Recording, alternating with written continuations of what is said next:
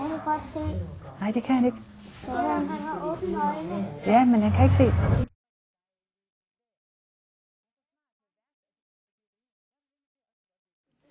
Kære Gud, jeg takker dig. Vi skal prøve både at høre om, hvordan det er at være blind, og så møde en blind person, som vi så.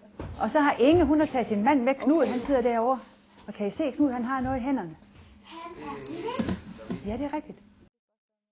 Jeg vil spaghetti og pølsesovs. Du laver hjemmelavet dejmis. Du har overhovedet binde din tørrebånd.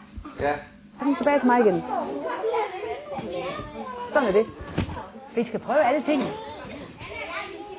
Så det ene sted, der smører de mad med bind for hende, så kan vi finde vinde. Først skal smør på, og tæller på, og syltetøj på. Og så står de andre og kigger på det, og de griner altid, synes det er sjovt at se, hvis de laver forkert, og smører ved siden af, og sådan nogle ting.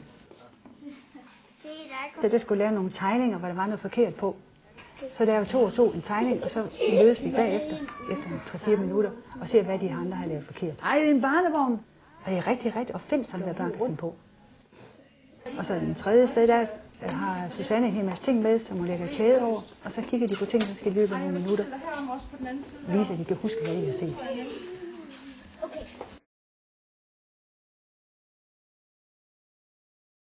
Bind for øjnene. Hvis man sidder med noget mærke, så skal man gætte, hvad det er.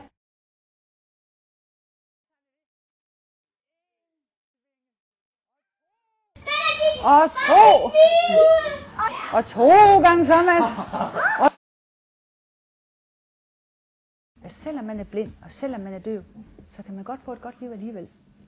Det kan man godt. Vi siger farvel for denne gang. Den synger vores egen lille afskedssang. Så beder vi til vor Herre kær, at han vil passe på os alle hver især.